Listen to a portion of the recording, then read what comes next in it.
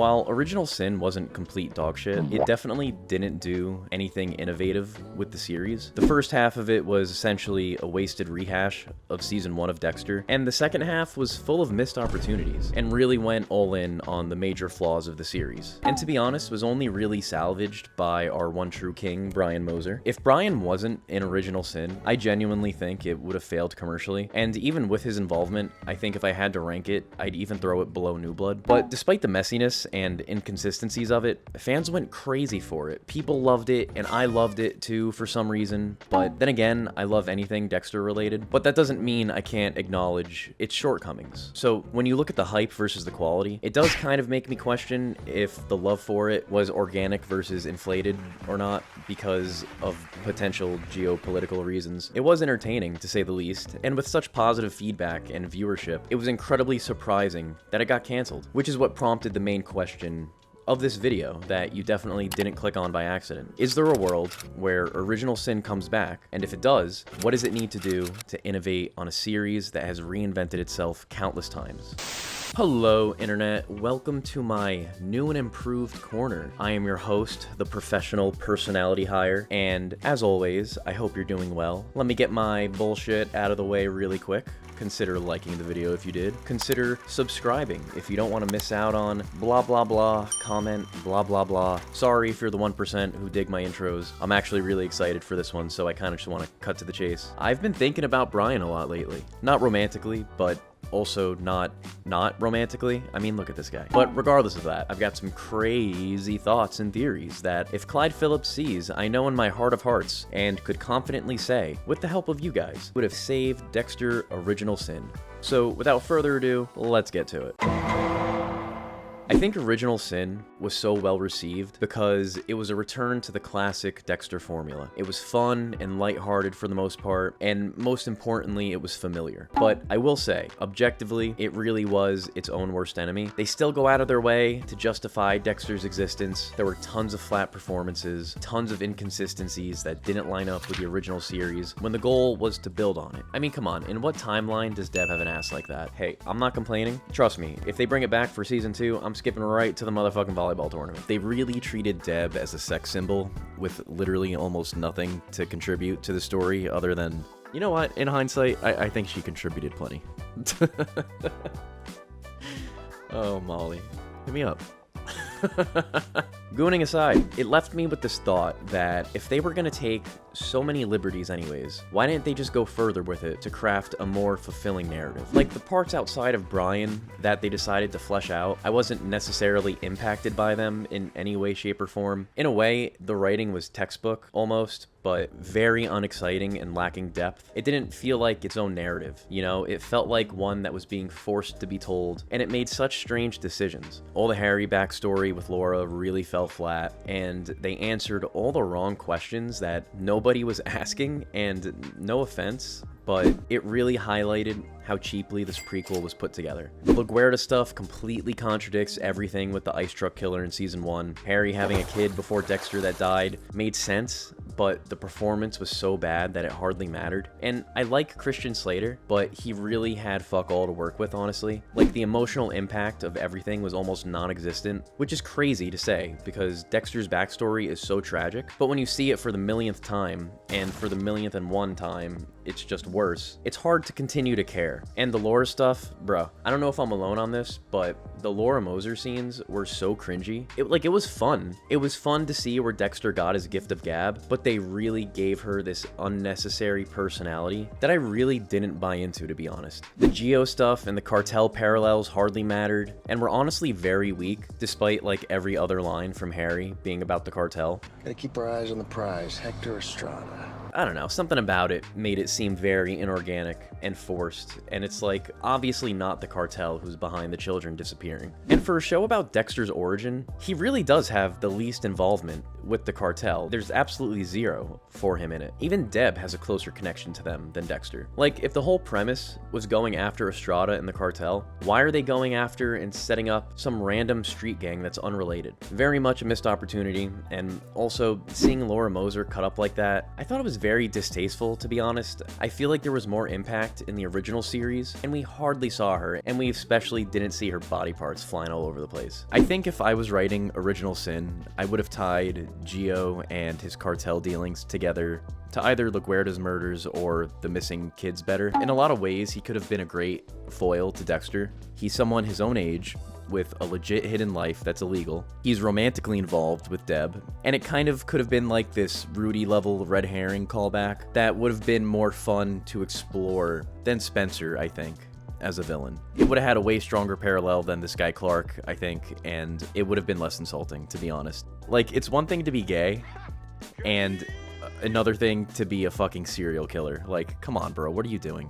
It definitely would have given us more of a realistic approach to a red herring villain, I think, and would have tied things together with Dexter and the cartel a lot better than what they gave us. And I feel like with Gio, they could have set up this friendship alongside an antagonist that could have been really emotionally impactful, kind of like Miguel, but more fully realized. Dexter could have felt betrayed by him, and it could have set the stage as a much better precursor for the Brian reveal. Sarah Michelle Gellar's character had literally no reason to be there either. The entire point of her character is to what? Justify Dexter using horse tranquilizer? Like, I don't know. That was unnecessary. I don't really feel like that needed to be justified. Dexter's a smart enough guy to just figure that out on his own. Like, she's basically the ultimate horse girl. And I just don't understand why they had to waste resources for that. She literally just showed up to collect a paycheck, it seems like. What?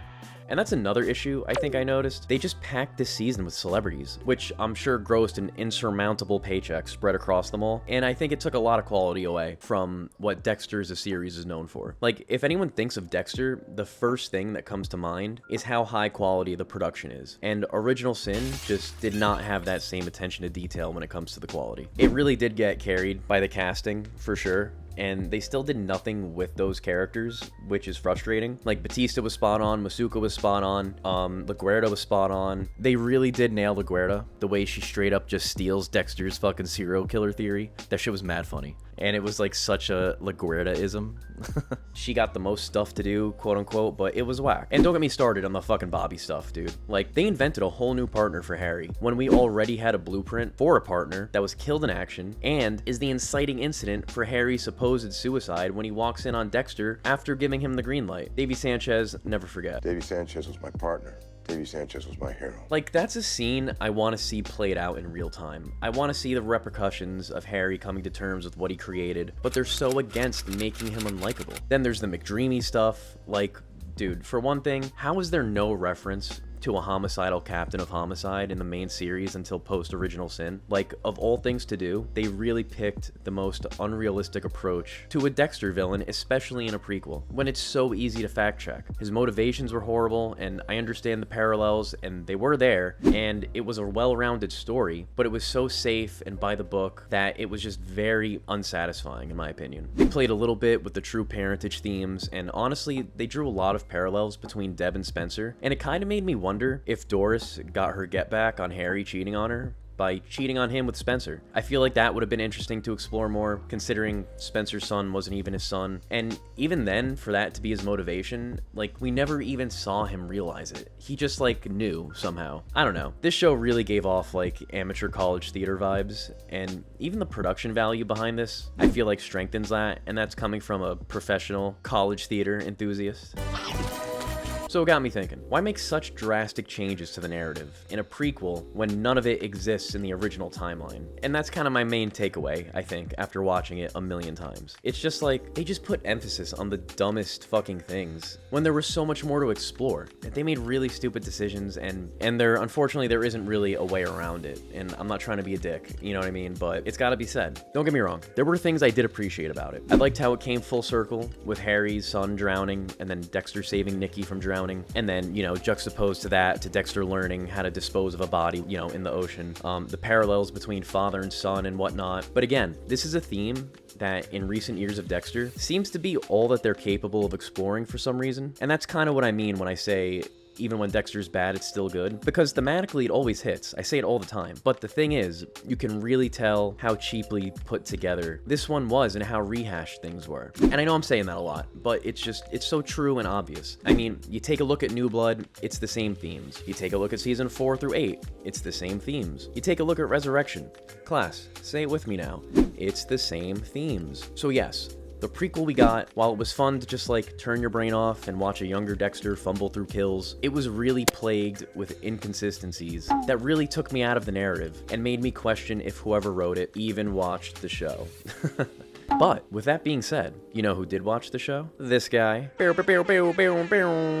And oh boy, do I have some motherfucking notes, baby.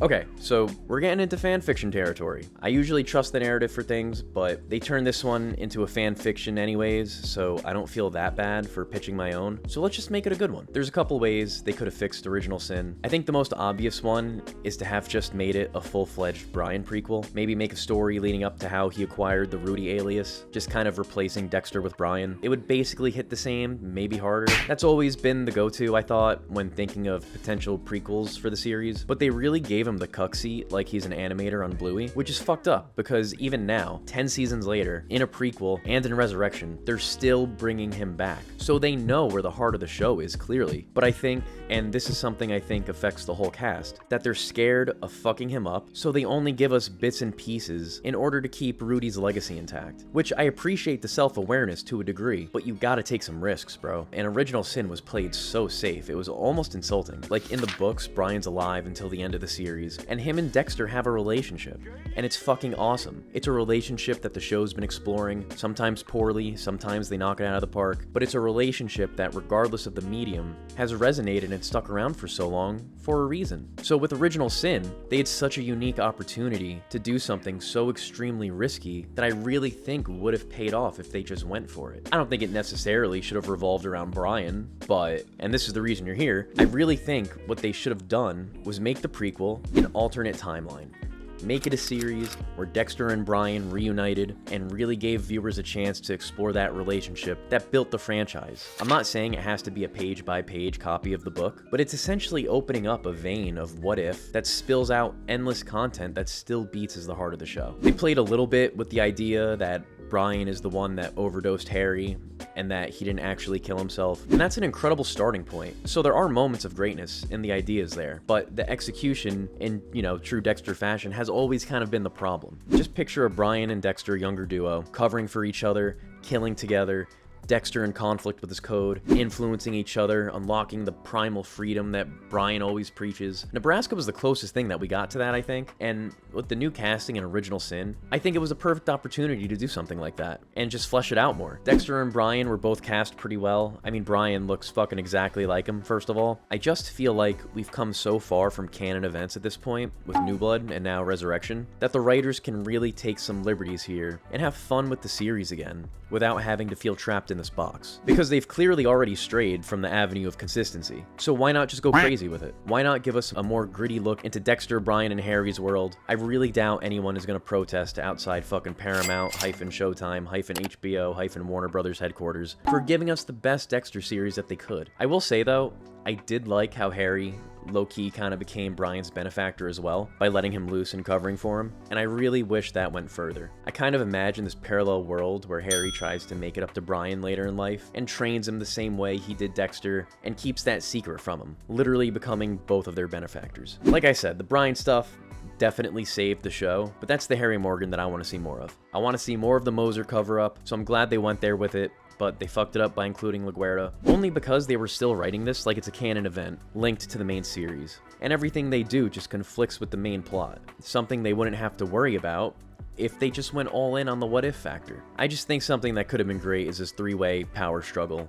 that they kind of played with loosely. Like, I kind of picture this world where Harry and Brian are on either side of Dexter's shoulders, kind of like this devil on one hand and on the other hand a slightly better devil. I guess you decide which is which. But yeah, let me know if you think that's too gritty a look into the Dexter sphere. Is that something you'd like to see Dexter explore? If you think I'm full of shit, if you agree, let me know what you're thinking. Consider liking the video if you did. Consider subscribing if you don't want to miss out on my dexterous rants and raves. I might have used that one already, I'm not sure. Definitely comment, though. I like keeping up with you guys. Let me know what you want to see next. Have a wonderful day or night, folks. And if there's one thing that I want you to take away from this video, that is... release the files, release the files, release the files, release the files, release the files. This is bullshit. They're all redacted. Release the files. Peace. One last thing before I go. Apparently it's like Christmas or something, the day I'm recording this. So, Merry motherfucking Christmas, folks. Please be safe this holiday season. And just to leave you guys with a quick update, I threw up a poll a couple days ago about which Dexter series you want me to react to next. You guys really blew me away with the amount of responses. I was expecting like 4 fucking people. LOL. So thank you guys for turning up for that. I just find it hysterical that the winner was Original Sin as I was making this video talking shit about it. So look forward to that in the near future. Original Sin reactions are on the way. I think it makes sense. I might as well do them all in order chronologically, I guess. So have a wonderful day or night, folks. Thank you guys again. Peace out. For real this time.